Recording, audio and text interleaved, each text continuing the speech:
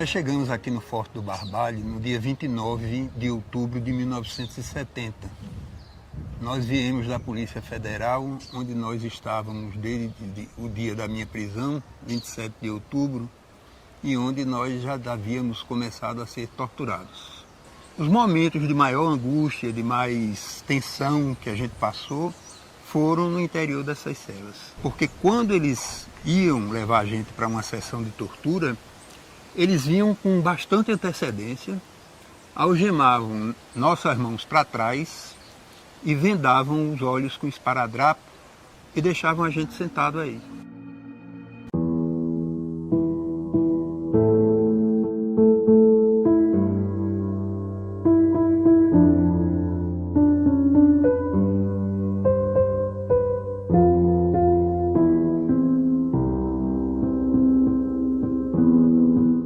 Theo nasceu em Natal, ele morava em Natal, no Rio Grande do Norte, essa época.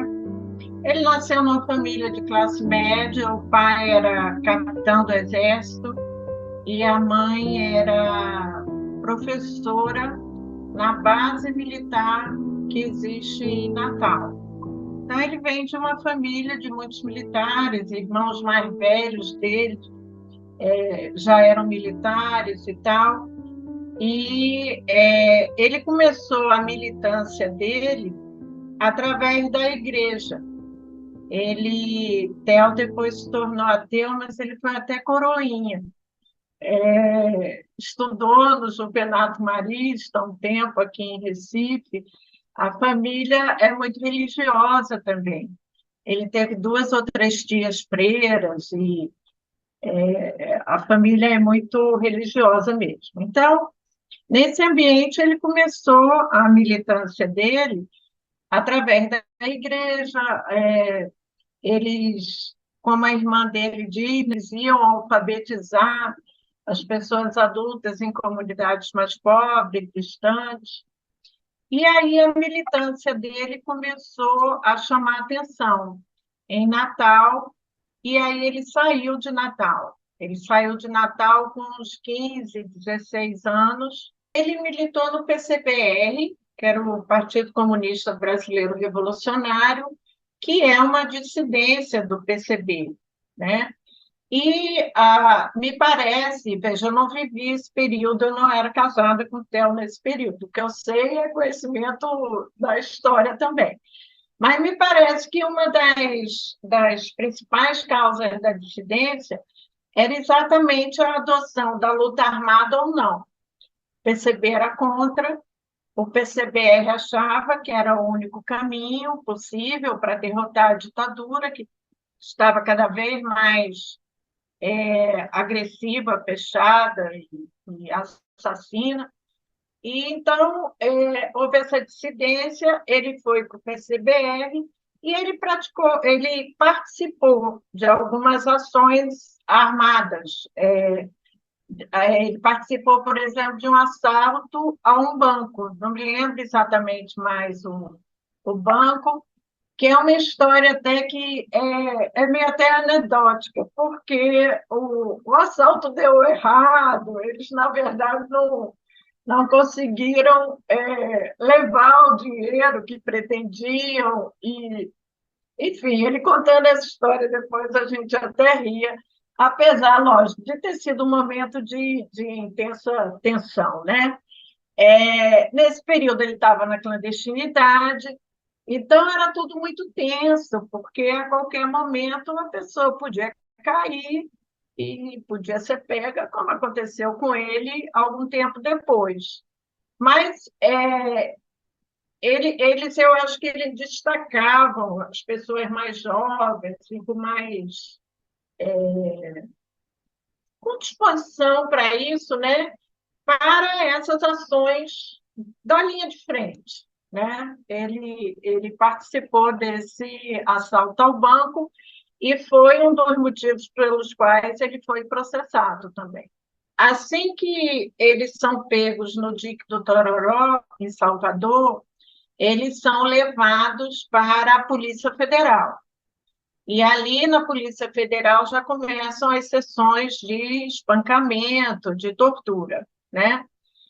ele, ele levou 24 horas sendo torturado até admitir o nome dele, o verdadeiro nome dele, né? E não o codinome que ele usava como clandestino, que, se eu não me engano, era Marcos.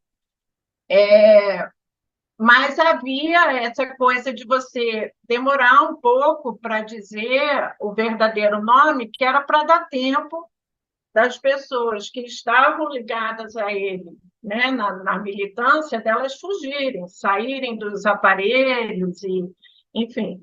Quando se tinha a notícia de que alguém tinha caído, que tinha sido pego pela polícia, os que estavam sob tortura tentavam, ao máximo, retardar a própria identificação, que era para dar tempo desse pessoal se evadir de alguma forma. Ele foi torturado ao todo por 13 dias.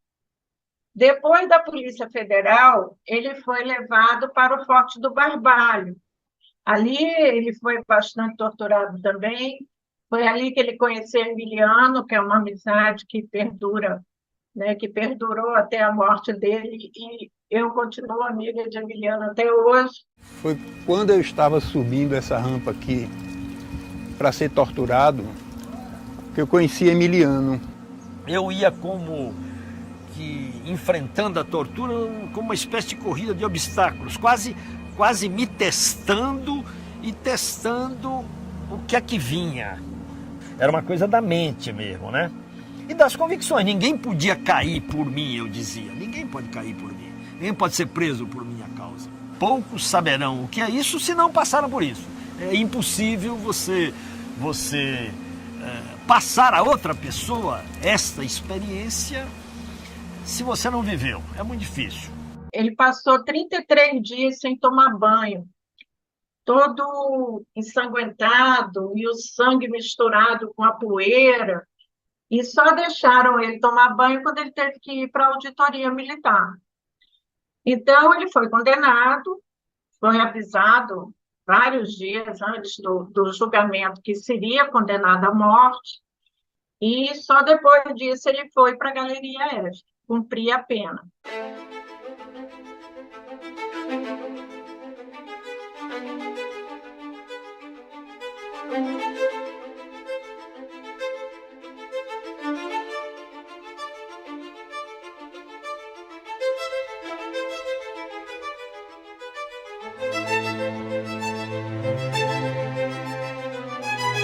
Veja, Theo, eu avalio que ele soube enfrentar o exílio muito bem, como tudo que ele enfrentou na vida. Ele, apesar de muito jovem, ele sempre demonstrou uma força interior muito grande para não fazer da própria vida, uma tragédia, sabe? Ele viveu tudo com muita intensidade, lógico que com muito sofrimento, mas sempre nessa perspectiva de que a vida tem que ser tocada para frente. Então, ele passou 6 anos na França, ele tinha ótimas recordações da França, adorava a França, e ele procurou se integrar ele não ficou limitado ao grupo de exilados brasileiros, mesmo porque, quando ele foi, todo mundo estava voltando, não tinha mais exilado nenhum em Paris, entendeu? Mas ele não se limitou a conviver com brasileiros. Ele tentou, e eu acho que conseguiu, se inserir naquele contexto da França mesmo. Então, ele era casado na época com Conceição, com quem ele teve 3 filhos. Ela foi primeiro para Paris e depois ele chegou nesse contexto da fuga. E eles primeiro foram acolhidos no foyer, que era de uns padres, e lá eles davam o primeiro acolhimento, o governo francês dava uma ajuda de 6 meses para a pessoa e sua família, né, poder sobreviver ali. Então, ele cozinhava muito bem, né? Já na cadeia ele aprendeu a cozinhar, e na França ele aprimorou isso.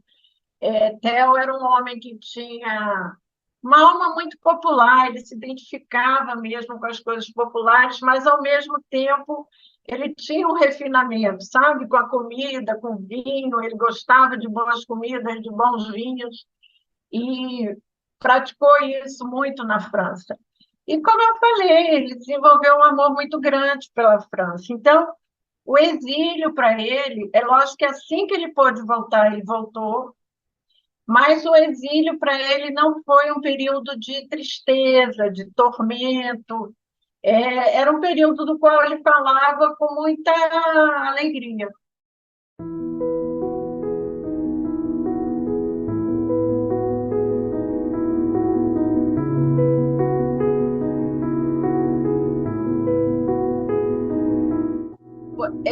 Ele tem duas irmãs que são casadas com militares. Tinha um irmão, esse já faleceu também, que era militar, o próprio pai dele era militar. Então, é lógico que esse pessoal não concordava com a opção política dele, essa atuação, né, essa militância política. A mãe dele, que era uma pessoa assim, que eu gostava muito, ela me dizia assim: minha filha, eu não sei se foi porque ele perdeu o pai muito cedo, porque o pai dele morreu quando ele tinha 9 anos.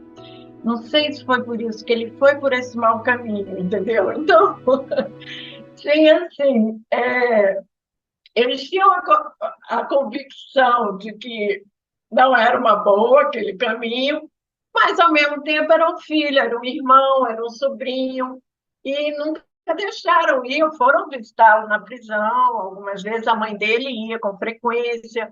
A mãe dele enfrentou uma barra muito pesada, porque ela era viúva, ficou viúva muito cedo, com 3 filhos para criar. O pai de Theo teve 5 filhos do primeiro casamento e 3 filhos com a mãe de Theo. Então, ela era uma viúva com 3 filhos para criar, com um filho mais velho nesta situação. E Natal, que na época era uma cidade muito pequena, quase uma cidade do interior, e sem muitos recursos financeiros. Eles eram uma família de classe média baixa. Então, ela teve que lutar muito, ir atrás muito de tudo, de advogado. E também sempre foram pessoas muito fortes, sabe? Que nunca, como Ana diz, nunca ficaram pelos cantos chorando. O meu encontro com o Theo é uma história comprida, mas eu vou contar. Minha família é da Bahia. Eu sou Virgínia, Bahia, e a família realmente é da Bahia. Eu nasci no Rio, mas a família toda é da Bahia. E eu tenho uma prima muito próxima, que foi criada praticamente pela minha mãe, e a gente ia muito para a casa dela nas férias. Em Salvador, eu era menina, tinha 12, 13 anos. A gente ia muito para Salvador, carnaval e tal. E Conceição, a primeira mulher de Theo, era comadre dessa minha prima. Então, eu conheci Conceição, eu tinha uns 13 anos de idade, ela deve ser uns 9 anos mais velha do que eu. Então, ela já era uma mulher feita e trabalhava num programa social junto com essa minha prima. E aí, essa minha prima comentou: Conceição é mesmo doida, agora está namorando um preso político.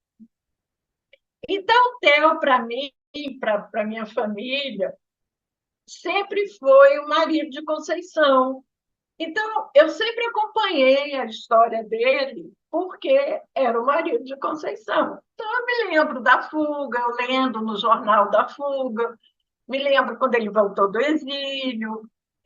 Apesar de eu não ter quase nenhuma convivência com Conceição, era uma coisa que a gente acompanhava, eu, minha mãe, então a gente acompanhava à distância, porque era uma pessoa que a gente mais ou menos sabia do que se tratava. E aí, quando o Theo volta do exílio, ele volta para Recife. Ele estava casado pela segunda vez e voltou com a esposa para cá. E começou a fazer a faculdade de Direito. Eu sou do Rio, morava no Rio, vim para Recife também por conta do meu primeiro marido, que fez um concurso para juiz de trabalho aqui, passou e nós viemos para cá. Então, eu conheci Theo na faculdade. E aí quando eu o vi, eu fui me apresentar a ele, e disse, na minha família me chamam de Gina. Aí disse, eu sou Gina, que é prima de Dedé, tal, conheço Conceição. Ele, tudo bem, eu sei, já ouvi falar da sua mãe e tal. Se encontrava na faculdade, oi, tchau. Anos depois, ele se separou, eu me separei, e nós começamos a namorar. Eu costumo dizer que a gente deve a nossa relação aos nossos ex, porque eu não tinha nada que fazer em Recife e ele também não tinha nenhum vínculo com Recife. A gente veio para cá por essas circunstâncias. E aqui nos encontramos, né?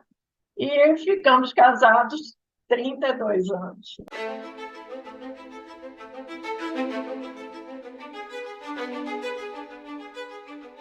Eu acho que, enquanto magistrado, o Theo manteve a coerência dele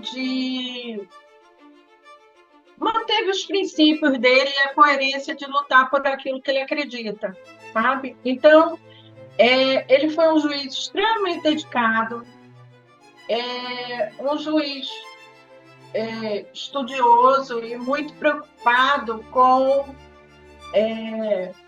o caráter protetivo que o direito do trabalho deve ter, né? na proteção do hipossuficiente, que é o trabalhador.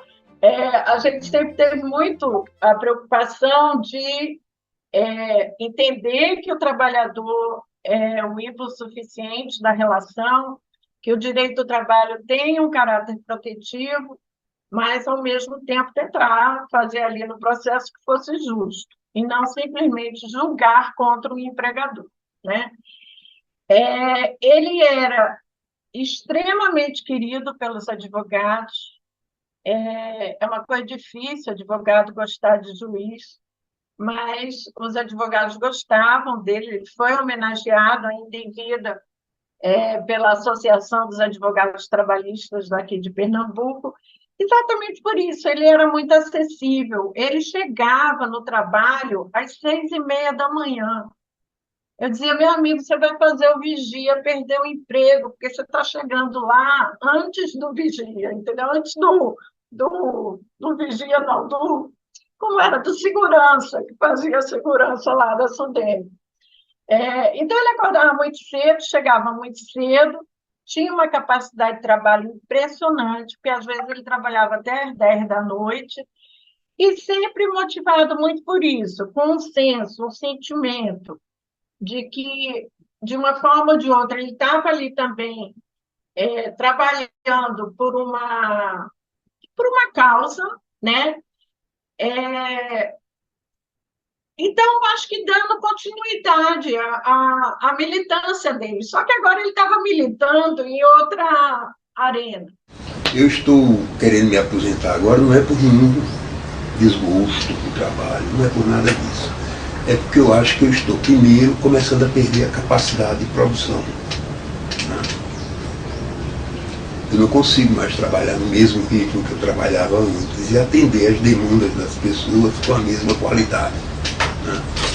Essa é a primeira coisa. A segunda coisa é que eu acho que a legislação tem mudado muito e sempre para ferrar o trabalhador. E aí eu fico numa situação muito complicada.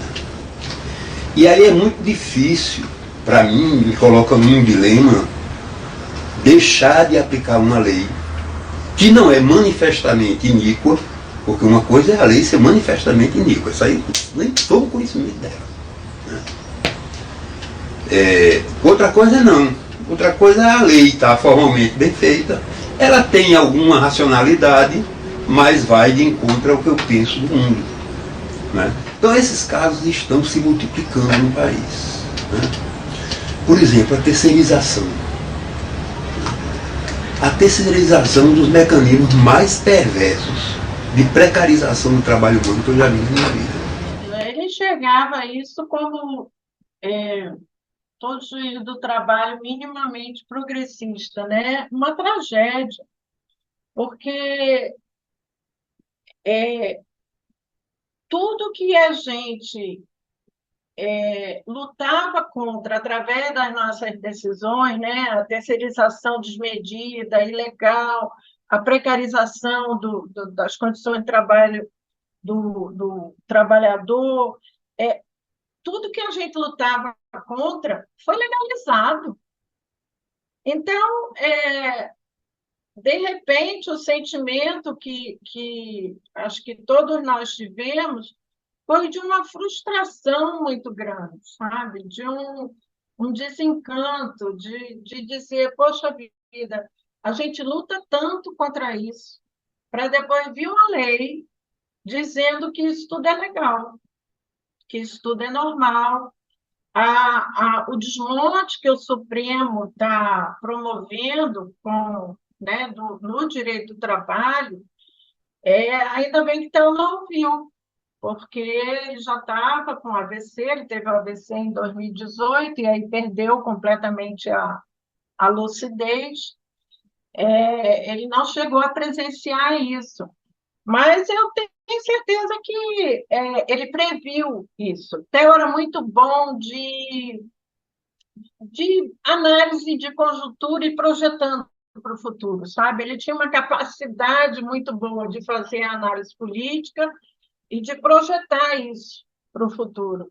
Então, de certa forma, ele previu isso tudo que está acontecendo, esse desmonte, que o sentimento é esse, é de tragédia, é de não sei quantos anos. Se algum dia a gente começar a recuperar o direito dos trabalhadores, eu não sei quanto tempo a gente vai demorar para voltar, não é para avançar, não. É para voltar a um estágio em que já estivemos. Porque o desmonte, que começou com Michel Temer, se agravou com Bolsonaro e com o Supremo. Então, essa que eu acho que é a verdadeira surpresa, porque de Michel Temer e Bolsonaro a gente sabia o que esperar. Mas o Supremo ele tem um aspecto muito garantista sobre esse aspecto de ter garantido a democracia, de ter lutado contra o golpe e tal. Acho que o Supremo teve um papel fundamental aí, mas ele também está tendo um papel fundamental e muito nocivo no desmonte dos direitos trabalhistas e dos direitos sociais. Então, acho que o sentimento dele era esse. Quando ele se aposentou, ele estava assim, desencantado, sabe? Eu me aposentei um ano e pouco depois, e eu acho que nós dois compartilhamos esse sentimento de eu não quero aplicar essa reforma trabalhista, sabe? Vai me doer muito ter que aplicar uma legislação que eu considero um absurdo, e apesar de se poder lutar contra muita coisa, que a lei comporta interpretações e tal, mas isso tem um limite, né? E chega uma hora que você tem que aplicar uma legislação que você acha um absurdo. Não que isso não acontecesse com outras coisas, né, na nossa carreira, mas o desmonte que passou a acontecer a partir de 2016 é muito grande. Eu nunca vi nada, eu nunca havia visto nada igual antes. E eu acho que Theo tinha esse sentimento também.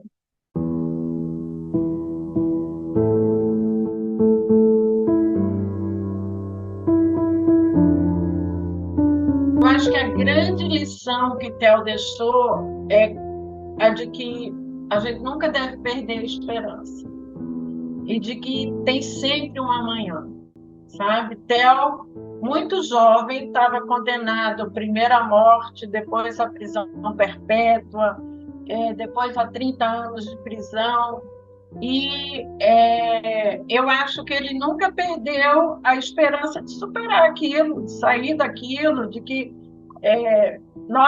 novas fases da vida dele viriam. Então, eu acho que por isso ele nunca se deixou amargurar. Theo era um homem sofrido, mas ele não era amargurado, ele não era rancoroso. Então, eu acho que a maior lição que ele deixou, para mim, pelo menos, e eu acredito que para todos nós, é que os momentos ruins não duram para sempre. que um dia eles vão embora. Podem durar mais um pouquinho, pode ser mais difícil de enfrentar, mas um dia eles vão embora, e que, portanto, a esperança tem que estar sempre presente. E é essa esperança que nos dá energia para continuar lutando para que as coisas melhorem e mudem, né? Então, acho que a maior lição é essa. Acho que a gente esquece as coisas ruins. Não deve guardar coisas ruins da vida. Não faz bem para a pessoa ter sentimentos negativos. Então, essas coisas que provocam sentimentos negativos, elas devem ser esquecidas. Não esqueci todas, porque há algumas que devem ser lembradas, como, por exemplo, as perdas que a gente teve ao longo dessa luta. Essas a gente não pode esquecer. Os crimes que foram praticados, isso não pode ser esquecido, né? Isso deve ser, pelo contrário, lembrado sempre, porque é a lembrança do que aconteceu que impede que eles voltem a acontecer. É um dos fatores que podem impedir a repetição dos mesmos fatos.